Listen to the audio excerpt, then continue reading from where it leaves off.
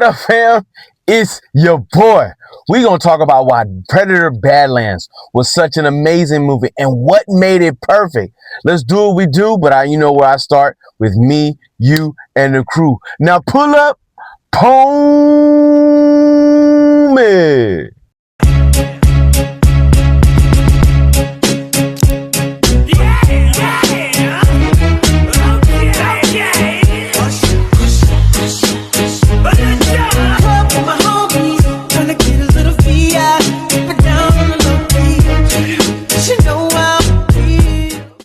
Afro Tug Nation.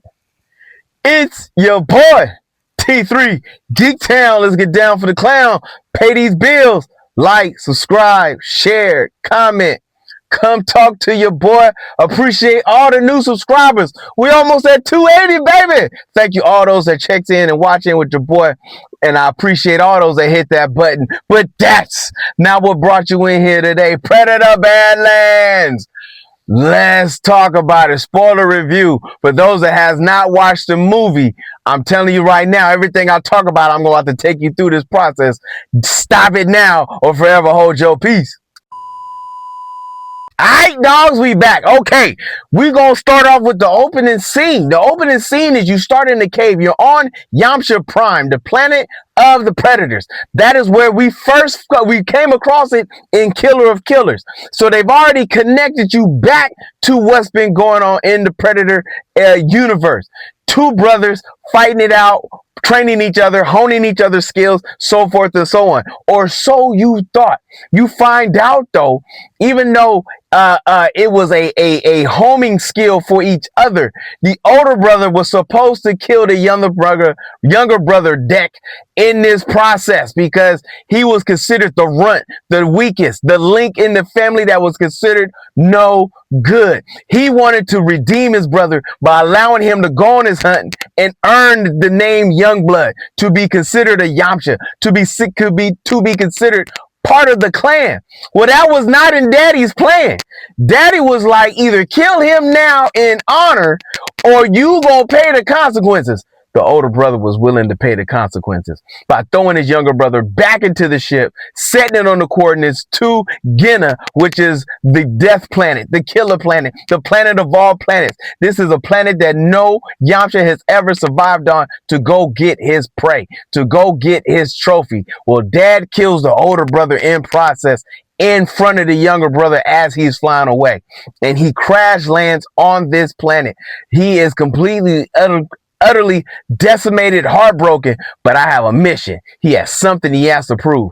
Well, why is this a death planet? Because everything on this planet is trying to kill you. And the first thing you come across is a meat-eating plant that is trying to take you out. And your skills are now being tested up in this mug. And he gets out of that particular situation only to be put back in another situation in the field where he's about to get eaten. And now we have the next connectability to aliens. Yes, a Weyland Yutani's android who is stuck and severed in half up in this mug. And she is willing to help you. And he was like, hell nah. Yamchas work on their own. We do what we do by ourselves. We do not hunt with another pack. We ain't a pack of wolves up in this mud. Well, he figures out that she could be a tool and a useful piece before he became a meal and a tasty treat to a nice little big dinosaur-like creature up in this mud. Straps him to his back and he goes on the move to help him find, it's called the Kimshla, a Kalish, Kalish. You know what I'm saying? I get it right. I get it right. I'm going to spit it out. Kalish. So he is on a mission in a way to go find the Kalish, and she knows where it is. You know why? Because it ripped her in half last time she seen it. Yes, and that's what went down on that piece. Well, along the way, he was like, man, your boy is hungry. He's seen some meat, but the grass on this planet is straight glass and cannot be broken and will shred you to pieces if you try to run through it. Well, he comes across another creature who is out there and is able to roll through the grass with no problem, and is also trying to eat the same monster he's getting to. Well, he figures out a very brilliant way to kill this beast and roasted and going to get him something good to eat. And this little creature decides to make him part of the family by sneezing on your boy. And yes, he marked him and said, "You are now my friend." And he was utterly disgusted by that thought. You know what I'm saying? Deck was not feeling it. Well, they find the crash site in which her legs were severed at, but the last time they found the Kalish. And so the Kalish shows up.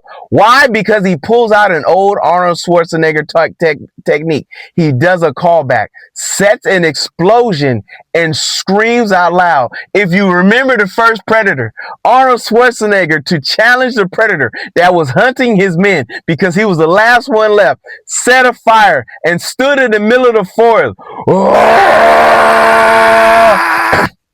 And absolutely challenged the Predator to a fight.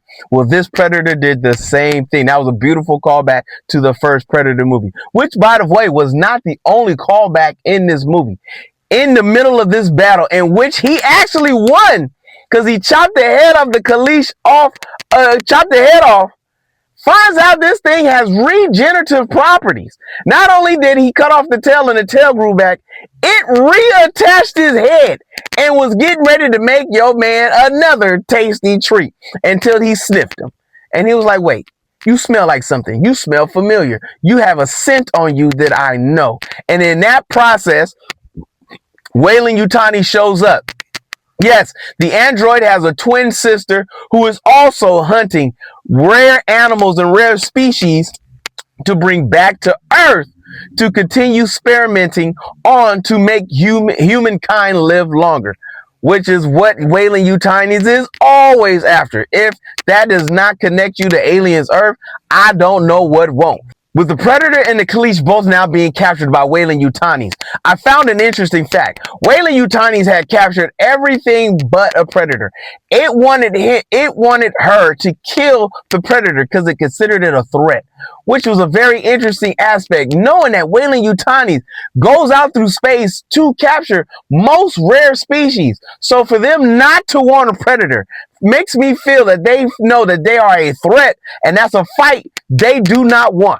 Well, with that being said, the twin sister of the other robot, the other Weyland-Yutani robot that's in there, she does not agree with her sister on taking the Predator back as a specimen, and she finds a way to help him release him, get him out, and get away. But she and the Kalish are all being taken back to the ship to be shipped back to Earth. Well, along the way, if you watch the movie along the way, he had to learn a lot of things about the different creatures, the different animals, the different plants, the different processes, that way that things go. And he used that to his tactical advantage, created his own weapons, made his own armor, and decided to create his own weapon and became the killer of killers. Yes, he said it. Killer of killers, and did his thing without any technology, but his own mind, his own savvy, his own technique, which made it just that more beautiful. Well, we had another callback as he's freeing all of his friends. Yes, the robot uses a mechanism, a lifter, a giant robot, the same thing that Ripley used to fight the alien in that first movie as she was fighting the Predator and making the battle along the way. You also find out that the little creature that the Predator came across was another Kalish, a baby Kalish. And yes, that was now his friend. He now must rescue the mother because he's like, "Yo, I lost my brother. You lost your sister. We gotta be family." And so they all come into battle and just goes hard in the paint. There was another callback because there was a moment in time in which the sister had the gun that was laser beamed onto the sister's neck and rose up before shooting her in her head. If you watch any of the Predator movies, they use that gun and scan you to get a perfect headshot every time. That was a callback to Predator 1 and 2. It was absolutely beautiful. If you remember Mac from the first Predator, it showed up on his arm, then got to his neck, and then hit him in his forehead. Boom! Blew his head out. That was a beautiful callback. They did great tie-ins to Alien and Predator without overdoing it or taking us back and getting away from the storyline that we were following Deck back. Well, Deck goes back home shows his father his trophy. But Deck is not there just to show you the trophy. I am here to earn my rights and my stripe as a predator. Well, the dad was like, go take care of my lightweight. And the son was like, you are lightweight. Took out the other two predators with no problem. Not only did that planet that he was the only predator, the only Yamcha to ever survive that planet and live and leave and come back, not only made him the most dangerous young blood there is, he made him the most savage warrior you could possibly think of as he's fighting his father, and his father decides to go and uses his cloak to turn invisible. But Dak is smarter than that, turns on the desk, says, I can see you, you ain't John Cena, and decided to go and take his arm off the same way the dad took the brother's arm off in the middle of that battle, and then allowed the Kalish to bite his head off. And that was that. And now the other Yamcha come out, swords are ready, because he has now challenged to be the best of the best. But then there is a ship that is flying in off to the right, and the Wayland Yutani android comes over and was like, are those friends of yours? Is that a new buddy? He's like, nah, that's my mom. Oh, we got a second movie coming and another battle, brother. I cannot wait for the greatness that's about to go down.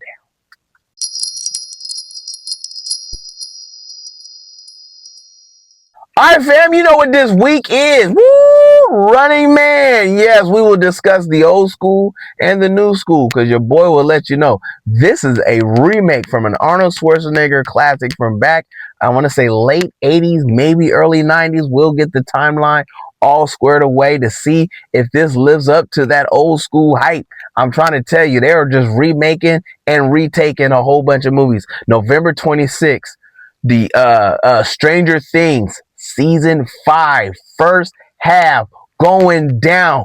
After that, we also got Wicked, you know what I'm saying, is coming up. The second half, the season finale, the piece that the la resistance up in this oh, yeah. Y'all know what it is, because if you see your mans in the streets, hit him with the beats. Hit him with a jingle jangle, baby. Jingle jangle. Like, subscribe, share. Let's go.